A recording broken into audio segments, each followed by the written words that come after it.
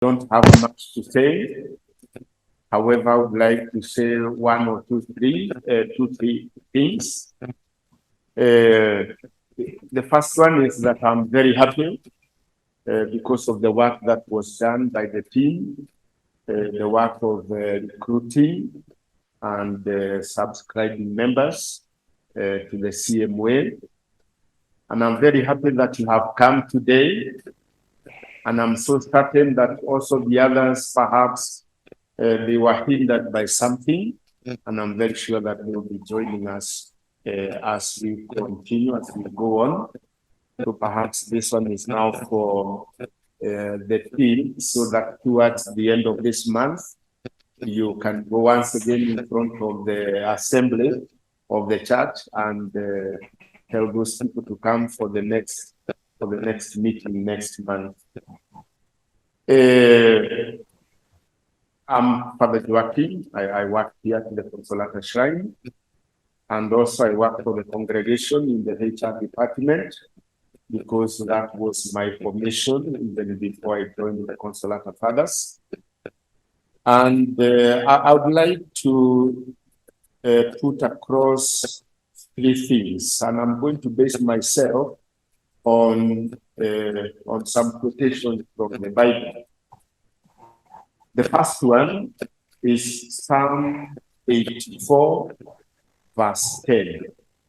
Psalm 84, verse 10. And what does that verse say? It is a very important verse in the Old Testament. And it says, "Better is one day in your courts, O Lord, than 1,000 elsewhere. I would rather be a doorkeeper in the house of my God than dwell in the tents of the wicked." And what I would like to tell you is that you have chosen to be in the house of God. You have chosen to be in the courts of the Lord.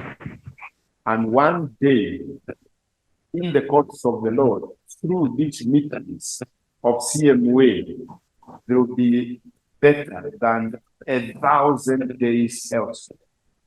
Because you are going to learn a lot about you as a man. You are also going to learn a lot about you as a husband. You are going to learn a lot about you as a father, a family. This is the forum. And therefore, the time that you come here, for many people perhaps will be a waste. They will even be telling you, what are you going to do there? You are going to waste your time. It's better you go with the buddies, go in to some places of entertainment. But however, the days and the hours that will be spending here will be better than 1,000 days elsewhere. Then also we go to the Gospel of St. Luke, chapter 10, verses 12. Gospel of St. Luke, chapter 10, verse 12. And this is the portion of the Gospel of St. Luke where it is reported that Jesus had gone to visit a family in Bethany, a family of three: Martha, Mary, and Lazarus. And when he was there, those two ladies, Mary and Martha, they welcomed him in very different and unique ways. Martha thought of the kitchen, going to prepare something for him, a cup of tea, a piece of bread, something like that. However, Mary welcomed Jesus in her own way. She was there with him in the sitting room, sitting beside him and listened to him. And Mary, at one great moment, she complained to Jesus and said, "Hey, there is a lot of work to be done. And you have your disciples, you are 12," because Jesus was never going alone. He was always going with a group of 12 men and many others. And therefore, it was a huge amount of work for Martha in the kitchen to prepare tea for 11 men, for 13 men. And obviously, you know very well, men that during that time, they would eat a lot because they were moving a lot and they were doing a lot of jobs, a lot of things. And therefore, they were hungry because, in fact, they went to the house of these two ladies. It was close to the lunch hour. And therefore, there was an immense work that was to be done in the kitchen to prepare something for them. And Mary was just there seated, listening, which was something that was very unusual, because according to the customs of the Jewish people, women had no business sitting with men in the sitting room. Their space was in the kitchen, and therefore Martha was simply doing what her culture was commanding that she does. This other one, I'm very sure that even the disciples were very surprised to see Mary together with Jesus in the sitting room. And once of all, she is a woman and she's sitting together with the rabbi. That was something that was unfathomable, something that was unthinkable. And therefore, Mary went there to complain to Jesus and told Jesus, tell my sister to come and help me, to come to her place. That is the kitchen. And Jesus surprised everybody by telling Martha, Martha, Martha, you are concerned about so many things. One thing is necessary, and Mary has chosen the better part, the best option. And these are the words that I would like to tell you. You have chosen the best option of coming to join the CMA, of coming to be part and parcel of this group of men who have been working and who have been spiritually guiding themselves with the help of God in order to understand their Christian life in a more profound way. You have chosen the best part, and nobody will take it away from you. So persevere until the end. Continue in that choice. The third one is from the Gospel today. The Gospel of St. Matthew, chapter 14, verses 22 to 33. And this Gospel is narrating to us a very interesting episode. Jesus, after feeding the more than 5,000 men, he told the disciples, get into the boat and you go back to the other side of the sea. In the meantime, I'm going to be left alone here with the crowd, and I'm going to dismiss the crowd, and then later on I'm going to join you. But however, he did not give them the solution because there was only one boat. How was he going to join them? And he had already told them to start going back to the other side of the Sea of Galilee. And the Sea of Galilee is a huge sea. It's as huge, perhaps, as Lake Victoria. And the disciples just got into the boat and they went. Then Jesus remained there with the people, the crowd, and then he dismissed the crowd.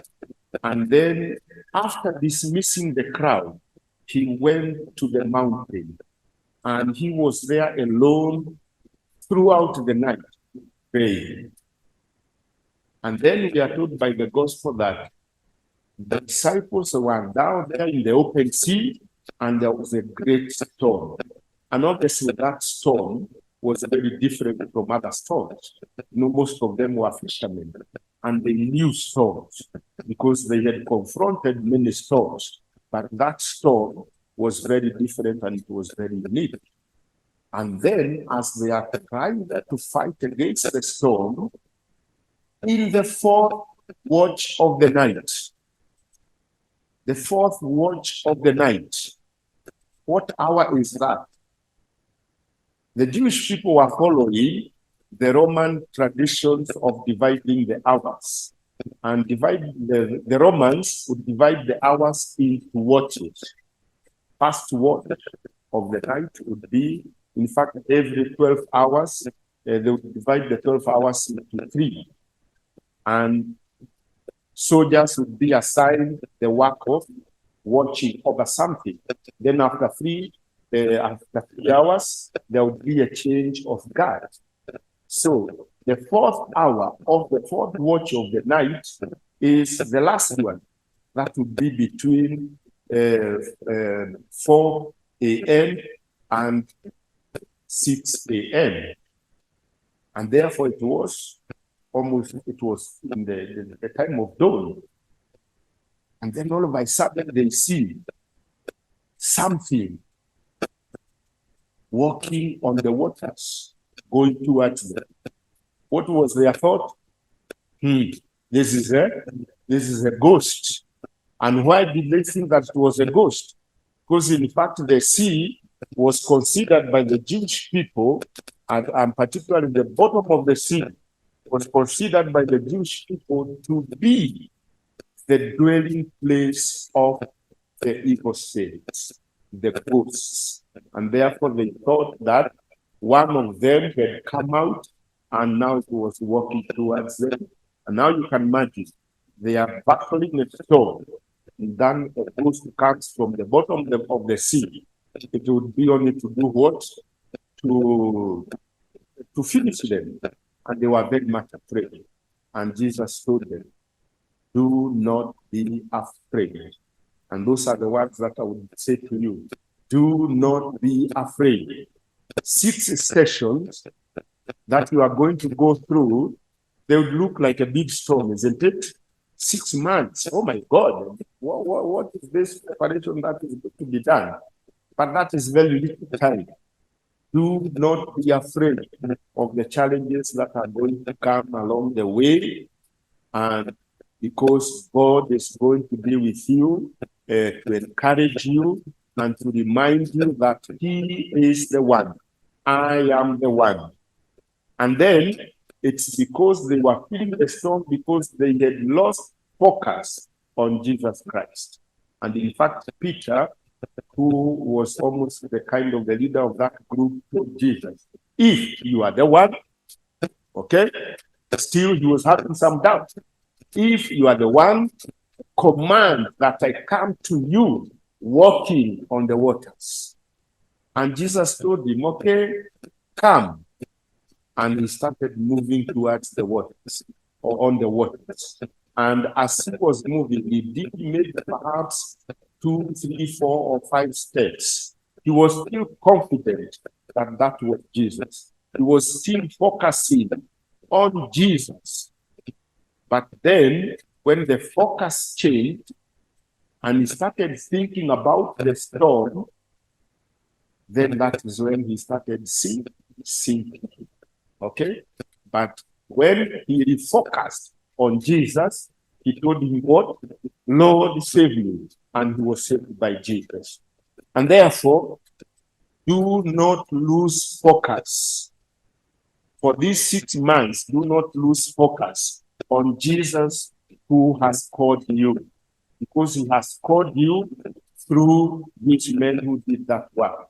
Do not lose focus. Because if you lose focus, then you are going to shift your focus, and you shift your focus and you go to other things and you focus on other things, and then you start feeling what? Feeling the fact that perhaps you are going to have a shipwreck. And therefore, do not lose focus. CMA is the best group for you. CMA is the focus. To be a member of the CMA of the Consolata ought to be your focus for the rest of your years. And therefore, focus on that. CMA, as you may know, in fact, I was trying to dig a little bit of the history of CMA. It was started in 1966. And it is a contribution of the African church, because CMA was started in Nigeria, West Africa, and some parts of Cameroon in 1966. And then from there, it developed, It went into the entire African continent and then went and touched the entire Catholic Church. And therefore, we ought to be very proud of the fact that CMA was started in the African continent. And what was the motto of CMA? What is the motto of CMA today? Good family, good society, good church. If we have those in the correct focus, good family will guarantee to us a good society, and a good society will guarantee for us a good church. And therefore, my dear brothers and sisters, I want to conclude my inaugural talk with you and leave you to the team, because I have to go to another team of the years. We are also thinking of doing the same kind of a job so that we may recruit, and we have so many other jumuiyas being started here at our Consolata shrine. But however, do not lose focus. It is better to be in the courts of the Lord through CMA than to be in many other places. And also, you have made the better option, and therefore nobody is going to take it away from you, and therefore pick it.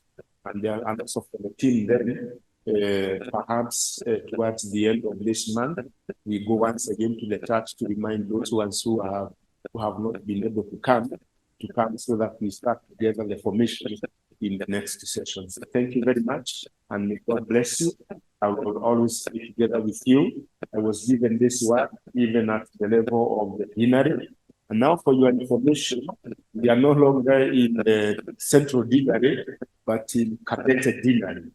And so we are going to bring you the information as we get them, because obviously now we have to do some elections at the deanery level, and the Central Deanery was left for the churches around the CBD. So thank you very much, and may God bless you.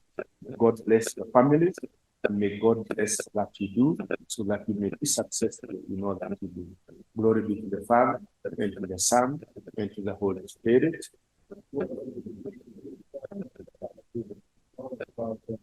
Glory be to the Father, to the Son, and to the Holy Spirit.